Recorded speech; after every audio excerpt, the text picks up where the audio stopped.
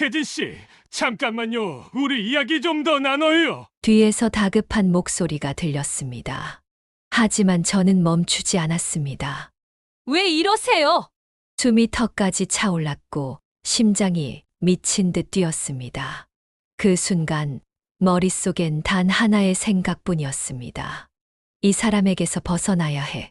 주인공은 63세 김혜진 씨로 최근 67세 남성과 새로운 인연을 기대하며 만남을 가졌습니다.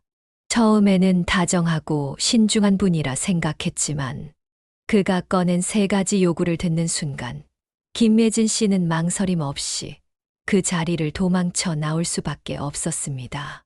도대체 어떤 요구였길래 평생 신중하게 살아온 그녀마저 등을 돌릴 수밖에 없었던 걸까요? 이 이야기를 통해 우리는 어떤 교훈을 얻을 수 있을까요? 오늘의 이야기는 여러분을 놀라게 할 뿐만 아니라 우리가 관계를 맺는 방식과 믿음, 기대, 그리고 신뢰의 가치에 대해 다시 생각해보는 계기가 될 것입니다. 끝까지 함께해 주세요. 시작하기 전에 좋아요와 구독 버튼을 눌러주세요. 삶의 경험과 지혜를 나누며 더 좋은 선택을 하실 수 있도록 돕겠습니다. 그럼 시작하겠습니다. 안녕하세요. 저는 63세 김혜진입니다. 나이 들수록 외로움은 더 깊어진다는 말이 이렇게 절실하게 다가올 줄 몰랐습니다. 남편과 사별한 지 5년, 저는 매일 아침 텅 빈 집에서 혼자 밥을 먹으며 하루를 시작했습니다. 아들과 딸은 각자의 바쁜 삶이 있어 주말에도 얼굴 보기가 쉽지 않았죠. 명절에나 모이는 게 전부였습니다. 초등학교 교사로 34년을 일하다 은퇴하고 매달 270만 원의 연금으로 생활하는 제 삶은 겉으로 보기엔 안정적이었습니다. 하지만 마음속 깊은 곳에는 늘 채워지지 않는 공허함이 있었습니다. 밤이면 창밖의 달을 보며 누군가와 이야기를 나누고 싶다는 생각을 하곤 했죠. 그러던 어느 날 30년 지기 친구 은숙이가 저에게 전화를 걸어왔습니다. 혜진아, 너한테 소개시켜주고 싶은 분이 계신데. 처음엔 고개를 저었습니다. 하지만 은숙이의 말에 의하면 그분은 독실한 기독교 신자에 예전에 사업을 하다가 은퇴하신 분이라고 했습니다. 신중하고 배려심 깊은 성품이라는 말에 마음이 조금씩 열리기 시작했습니다. 첫 만남은 백화점 근처 고급 찻집이었습니다. 그날 아침 오랜만에 설레는 마음으로 화장을 하고 옷을 고르면서 제 자신이 마치 20살 처녀로 돌아간 것만 같았습니다. 거울 앞에서 머리를 매만지며 이제 와서 무슨 하고 웃었지만 가슴 한켠에서는 작은 기대감이 움틀거렸습니다. 약속 시간보다 30분 일찍 도착했는데 박정우 씨는 이미 자리에 앉아 있었습니다. 단정한 정장 차림에 은은한 미소를 짓고 있는 모습이 첫인상부터 좋았습니다. 67세라고 하기엔 젊어 보였고 말씀하시는 것도 차분하고 지적이었습니다. 혜진 씨, 오래 기다리게 하지 않으려고 일부러 일찍 왔어요. 첫 만남인데 혹시라도 늦을까봐 서둘렀죠. 이런 세심한 배려가 마음을 따뜻하게 했습니다. 차를 마시며 나눈 대화는 자연스럽게 흘러갔고 시간 가는 줄 몰랐습니다. 특히 인상 깊었던 건 제 이야기를 경청하는 모습이었습니다.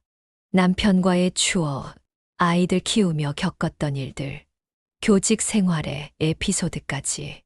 그는 진심으로 관심을 보이며 공감해 주었습니다. 그동안 혼자 사귀었던 이야기들이 술술 풀려 나왔습니다. 오랜만에 가슴이 두근거린다는 게 이런 느낌이었네요. 그동안 잊고 지냈던 감정이 다시금 살아나는 기분이었어요. 다음 날부터 매일 아침 문자가 왔습니다. 오늘도 평안한 하루 보내세요. 아침 식사는 하셨나요? 때로는 성경 구절과 함께 따뜻한 메시지를 보내주었고, 가끔은 제가 좋아하는 클래식 음악 링크도 보내주었습니다. 오랜만에 느끼는 설렘이었습니다. 두 번째 만남에서 그는 제 건강을 걱정하며 직접 담근 한방차를 가져왔습니다. 요즘 일교차가 심하니까 감기 조심하셔야 해요. 이건 제가 평소 마시는 건데 면역력에 좋더라고요. 그의 다정한 마음 씀씀이에 마음이 조금씩 더 열렸습니다. 일주일에 두세 번 정도 만나면서 저는 점점 그에게 마음이 기울어졌습니다. 단순히 외로움을 달래는 것이 아닌 진정한 동반자를 만난 것 같은 기분이 들었습니다. 가끔은 이렇게 좋은 사람을 만난 게 꿈이 아닐까 하는 생각도 들었죠. 특히 그가 교회 봉사활동을 열심히 한다는 이야기를 들었을 때는 더욱 신뢰가 갔습니다. 종교를 가진 사람이라면 적어도 도덕성은 믿을 수 있지 않을까 하는 생각이 들었거든요. 그의 차분한 말투와 진중한 태도는 그런 신뢰를 더욱 굳건하게 만들었습니다. 한 달 정도 지났을 때 그는 조심스럽게 제안을 했습니다. 혜진 씨, 우리 함께 새벽 기도 다녀보는 건 어떠세요? 영적인 성장도 하고 더 많은 시간을 함께 보낼 수 있을 것 같아서요. 그때까지만 해도 저는 그의 제안이 순수한 신앙심에서 비롯된 것이라 믿었습니다. 하지만 그때는 몰랐습니다. 그가 저에게 들려줄 충격적인 3가지 요구가 제 인생을 완전히 뒤흔들어 놓으리라는 것을. 처음 만난 날부터 시간은 물 흐르듯 지나갔습니다. 매주 두세 번씩 만나는 동안 박정우 씨의 진중한 모습에 마음이 조금씩 기울어졌습니다. 혜진 씨는 정말 순수하시네요. 요즘 세상에 이렇게 맑은 분이 계시다니. 그의 달콤한 칭찬이 좋으면서도 가끔은 왠지 모를 위화감이 느껴졌습니다.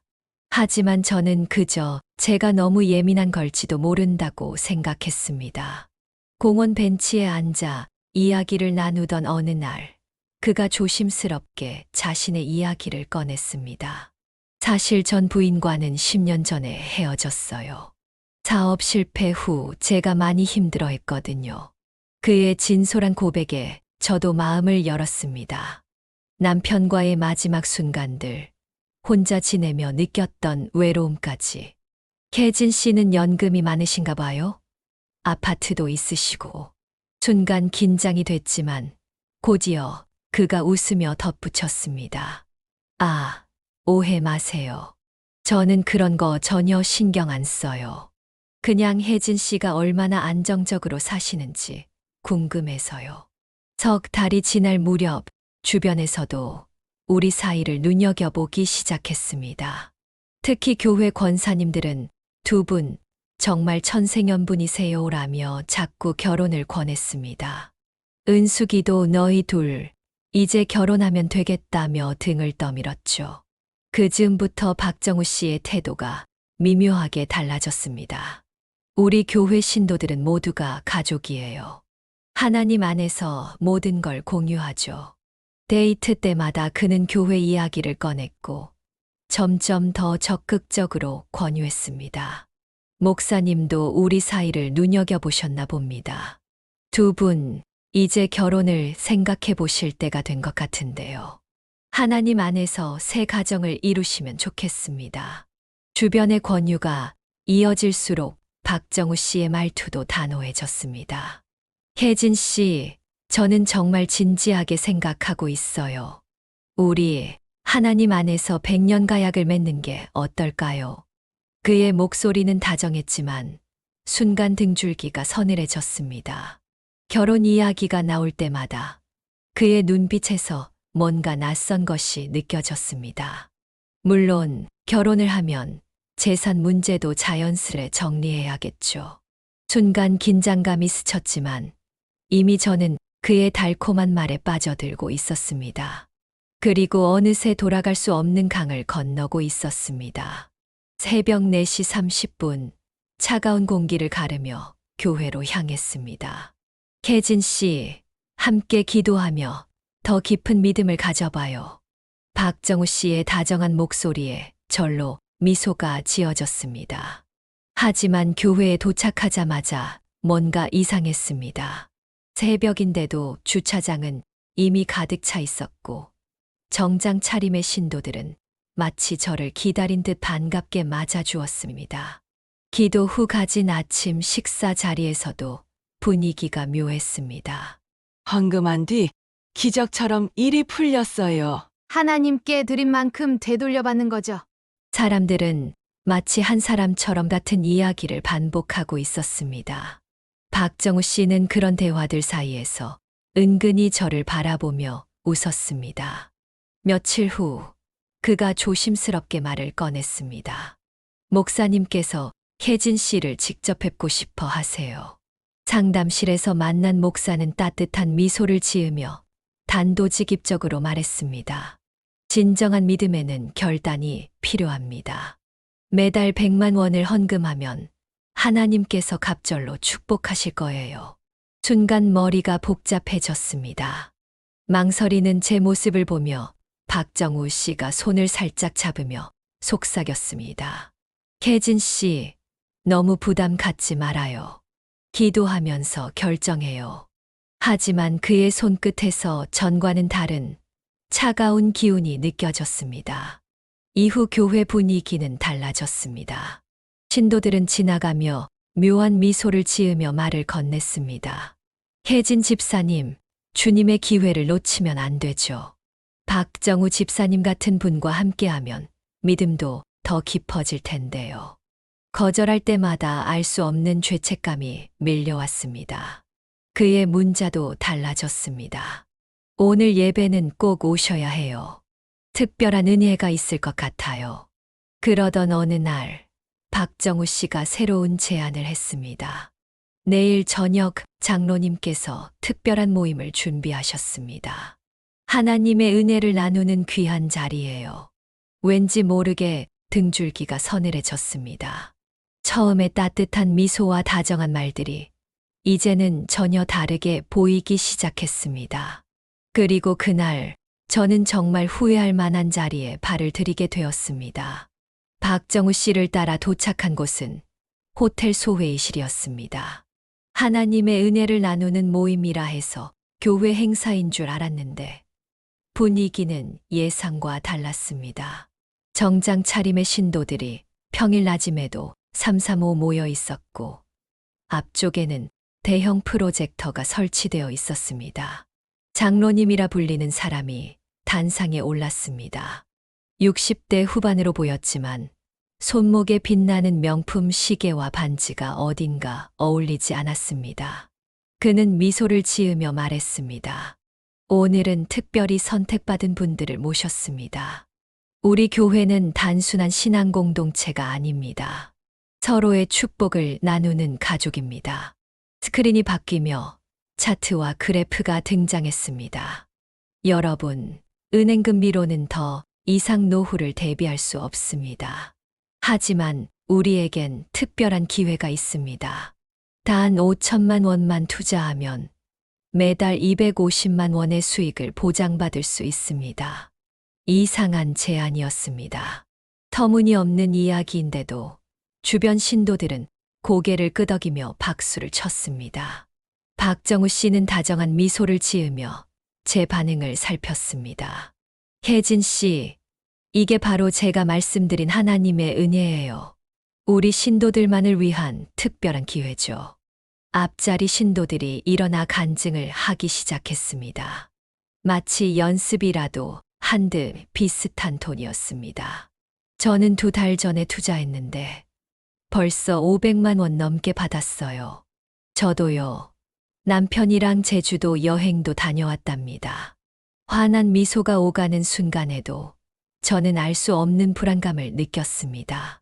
자매님, 결단의 시간입니다. 장로님이 제 앞으로 다가왔습니다.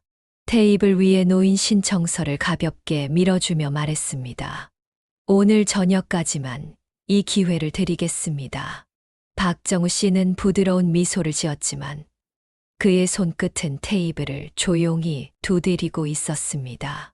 초조한 기색이 느껴졌습니다. 혜진 씨, 저도 처음엔 망설였어요. 하지만 지금은 얼마나 감사한지 몰라요. 우리 함께하면 좋겠어요. 그의 목소리에는 여전히 다정함이 묻어 있었지만 이상했습니다. 그 다정함이 마치 망설이지 마요. 시간이 없어요. 라고 압박하는 듯한 기분이 들었습니다. 저는 일단 생각해 보겠다고 말했습니다. 박정우 씨의 미소가 미세하게 흔들렸습니다. 그리고는 이내 다시 부드러운 표정을 지었습니다. 그럼 내일까지만 기다려 볼게요. 하나님의 뜻을 잘 살펴보세요. 회의실을 나서는 순간 등 뒤에서 기미한 한숨 소리가 들렸습니다. 이번에도 나머지 말은 또렷이 들리지 않았습니다. 하지만 그 순간 알 수 없는 싸한 느낌이 들었습니다. 나는 이 자리에 있어서는 안 되는 게 아닐까. 다음 날 아침 박정우 씨에게서 전화가 왔습니다. 혜진 씨, 오늘 저녁에 잠시 시간 내주실 수 있나요? 투자 말고 다른 제안을 드리고 싶어서요. 평소처럼 다정한 목소리였지만 어쩐지 가슴 한켠이 불안하게 조여왔습니다. 약속 장소는 평소와 다른 곳이었습니다. 번화가에서 조금 벗어난 조용한 찻집. 문을 열고 들어서자 박정우 씨가 구석자리에서 손을 들어 저를 반겼습니다. 혜진 씨, 이쪽으로 오세요. 커피 주문해 놨어요. 그의 미소는 여전했지만 어딘가 모르게 낯설었습니다. 자리에 앉자 그가 서류 한 장을 꺼냈습니다. 혜진 씨, 투자 건은 잊으시죠? 제가 더 좋은 제안이 있어요. 이게 뭐죠? 주택연금 신청서예요. 순간 머릿속이 복잡해졌습니다. 그가 천천히 말을 이었습니다. 혜진 씨 연금으로는 앞으로의 생활이 힘드실 거예요. 병원비며 주택연금으로 전환하면 매달 300만 원씩 받으실 수 있어요. 우리가 함께 쓰면서 좋은 노후를 보낼 수 있죠. 그의 목소리는 여전히 부드러웠지만 어딘가 계산된 듯한 느낌이 들었습니다. 하지만 이건 제 집인데. 그래요. 하지만 결혼하면 모든 걸 공유하는 거잖아요. 그의 눈빛이 달라지기 시작했습니다. 혜진 씨 자녀분들도 이제 독립하셨고 우리 두 사람이 새로운 가정을 이루려면 현실적인 준비가 필요해요. 우리 가정이요? 네, 혜진 씨. 그가 제 손을 잡았습니다. 따뜻한 손길이었지만 등줄기가 서늘해졌습니다. 이제 자녀분들과도 거리를 두셔야 해요. 새로운 시작을 위해서는 과거와의 정리가 필요하니까요. 말을 멈추더니 잠시 한숨을 쉬었습니다. 사실 제가 말씀드릴 게 하나 더 있어요. 예전에 사업이 안 풀렸을 때 처리하지 못한 부분이 있어서. 설마 전 부인이 남긴 빚이 2억 정도 됩니다. 그가 미안한 듯 고개를 숙였다가 들었습니다. 원래 혼자 해결하려고 했는데 주택연금이랑 같이 하면 해결할 수 있을 것 같아요. 머리가 어지러웠습니다. 그가 물잔을 내밀었습니다. 물 한 모금 드시고 천천히 생각해 보세요.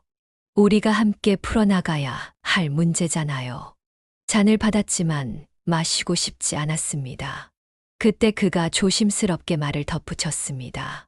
그리고 혜진 씨, 우리 관계가 잘 되려면 법적인 부분도 정리가 필요할 것 같아요. 혹시 유언장은 작성해 두셨나요? 그 순간 모든 것이 명확해졌습니다. 숨이 턱 막혔습니다. 이대로 있으면 안 돼. 자리에서 일어나려는데 다리가 후들거렸습니다. 그가 제 팔을 잡으려 했지만 본능적으로 피했습니다. 가방을 움켜쥐고 문을 향해 달렸습니다. 혜진 씨, 잠깐만요. 그의 외침을 뒤로한 제 밖으로 나왔습니다.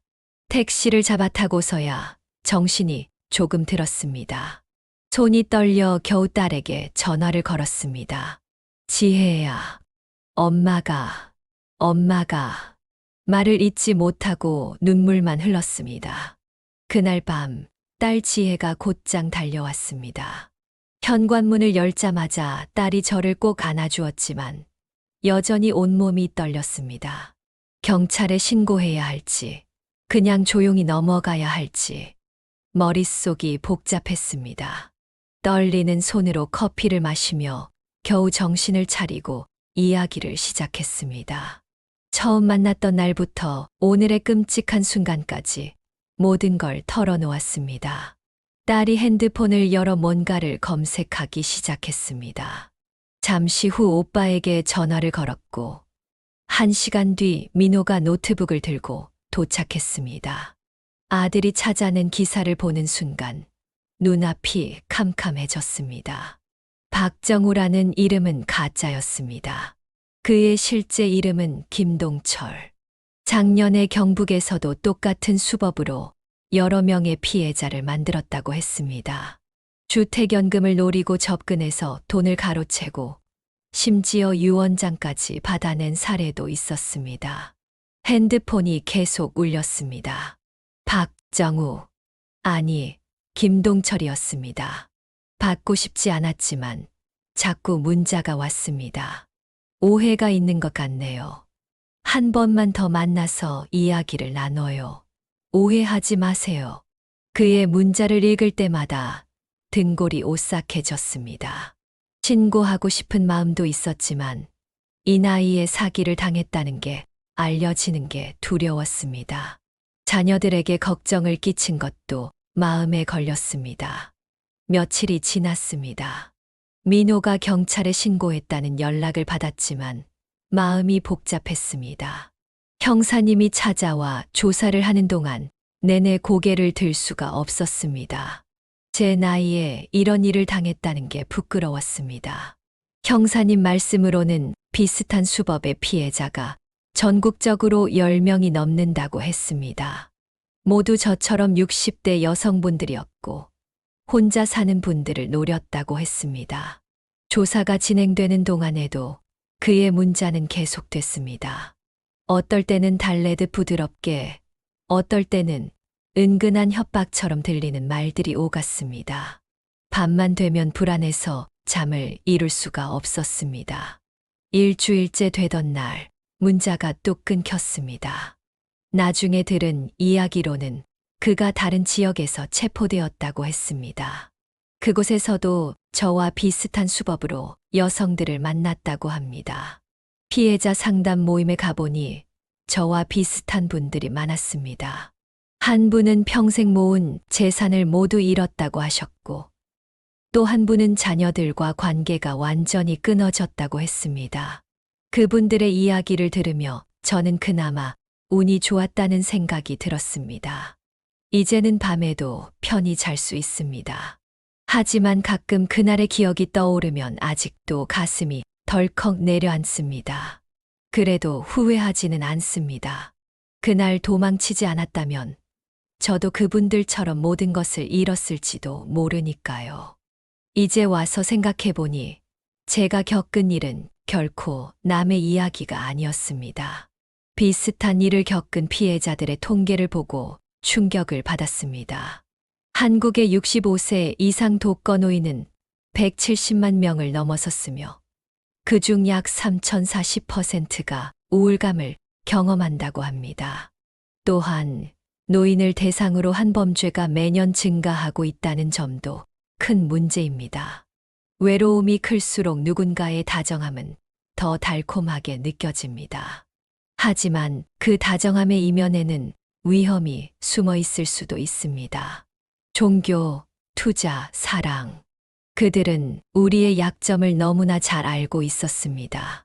처음 만난 사람이 과하게 다정하진 않은지, 재산 상황을 은근히 묻지는 않는지, 자녀들과 거리를 두라고 하진 않는지, 이제는 압니다. 이런 신호들을 놓치지 말아야 한다는 것을. 체면 때문에, 자존심 때문에 망설이지 마세요. 이상하다고 느끼는 순간이 오면 그대로 도망치세요. 그것이 우리를 지키는 가장 현명한 선택이 될 수 있습니다.